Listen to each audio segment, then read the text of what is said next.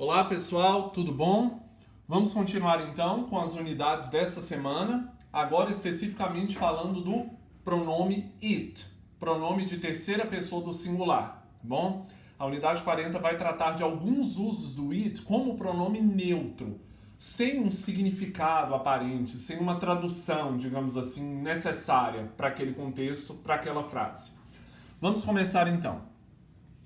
Unit 40, unidade 40, it, tá bom?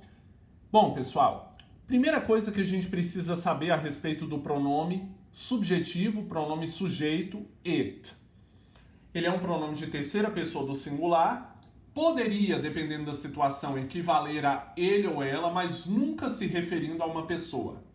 Na maior parte das vezes, pessoal, o it ele não tem um sentido, um significado.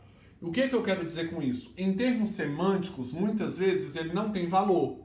Mas por uma questão de estrutura, como as frases em inglês precisam de um sujeito, pelo menos um sujeito estrutural, o it vai se fazer presente quando não houver um sujeito semântico, um sujeito que tenha sentido, relevância em termos de sentido e de significado para a frase.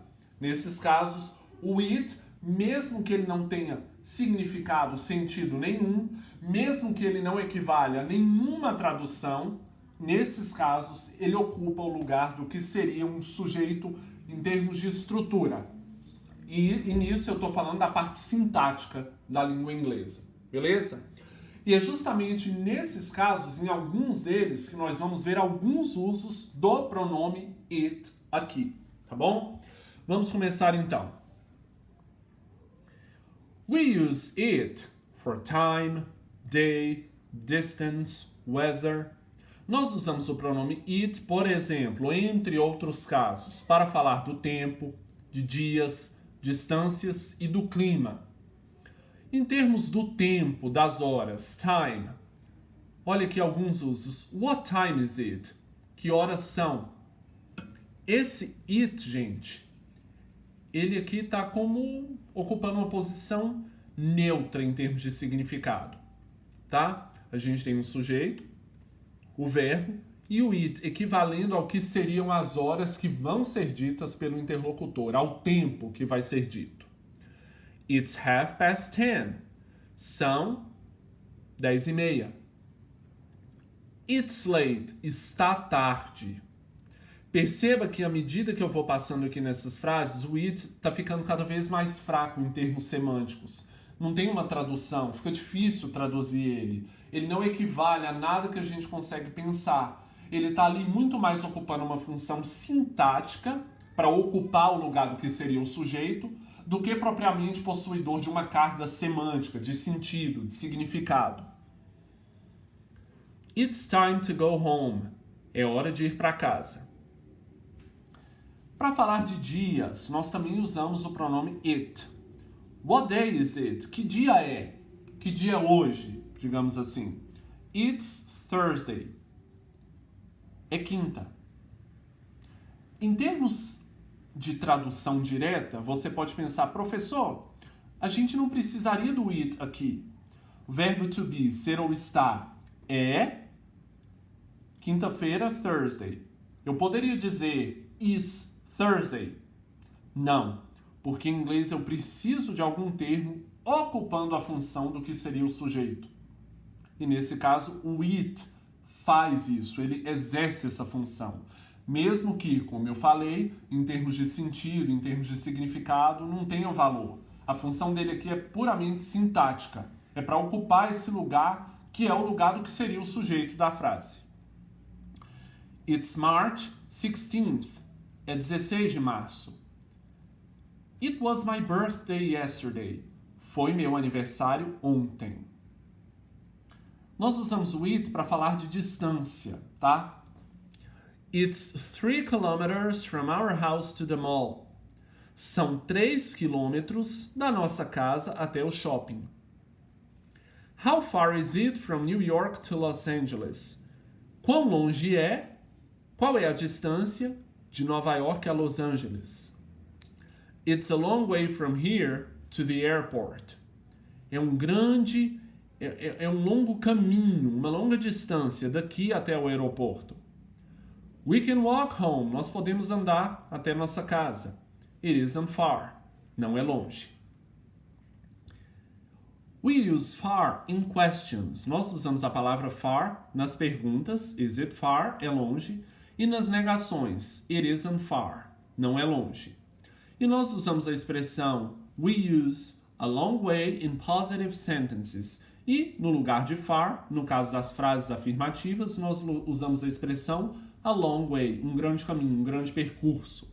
It's a long way, é um grande caminho, é um caminho longo, é uma distância grande, tá? Esse é o sentido. Então lembrem-se, far aparece nas perguntas e negativas e a expressão a long way substituindo far nas afirmações. Para finalizar essa introdução, vamos ver os usos do it para falar do clima, weather. It's raining, está chovendo. It isn't raining, não está chovendo. Is it snowing? Está nevando. It rains a lot here. Chove muito aqui. It didn't rain yesterday, não choveu ontem. Does it snow very often? Neva com muita frequência. E aí, para falar do clima naquele dia, você usa o it e o adjetivo que descreve o clima. It's warm, está quente. Hot, está quente, mais ainda que warm. It's cold, está frio. Nice, agradável. Cloudy, nublado. Clear, está claro, está limpo. Dry, seco. Humid, úmido. Windy, com ventos. Sunny, ensolarado. Foggy, com neblina. Dark, escuro, tá bom? It's a nice day today. É um belo dia hoje. Vamos lá. Vamos comparar aqui, pessoal. Fizemos isso na unidade passada e vamos ver mais um pouco aqui. Compare it and there. Compare it e there. It rains a lot in the winter.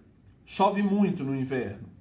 It's very rainy in the winter. É muito chuvoso no inverno.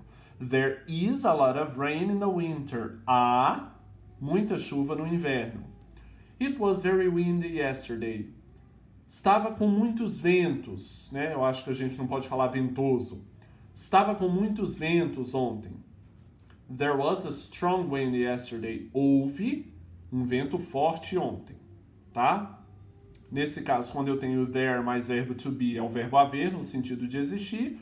E nos outros casos aqui, para falar do clima, o it, junto ao verbo to be, ele está ali apenas cumprindo a função de um sujeito estrutural. Em termos semânticos, não tem nenhum valor. Vamos lá, tópico B e tópico C para a gente finalizar essa parte. Expressão it's nice to, é bom, é agradável, é um prazer, e aí vem a questão, a ação propriamente dita. Vamos lá. No lugar de nice, por exemplo, eu poderia usar qualquer outro adjetivo.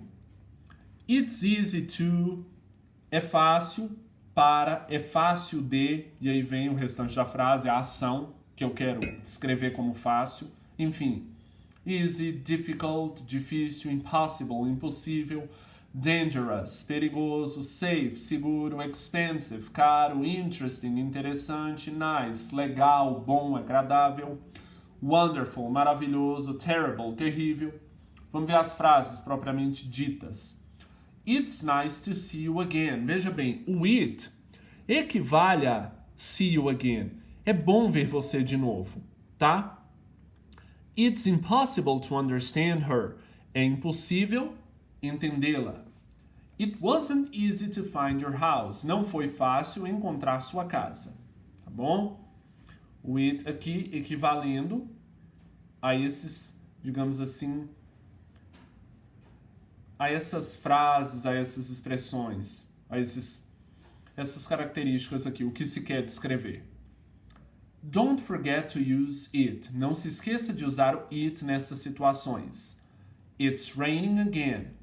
Está chovendo de novo. E não is raining again, aquilo que eu falei antes. Eu preciso de um sujeito. Não tem a oração, essa questão da oração sem sujeito em inglês. Is it true that you are moving to Australia? É verdade que você está se mudando para a Austrália? E não is true that. Eu preciso do it. ocupando essa função de um sujeito estrutural, que precisa estar ali, tá bom? Bom, pessoal, vimos alguns usos do it, peço que façam os exercícios e a gente se vê novamente na unidade 41.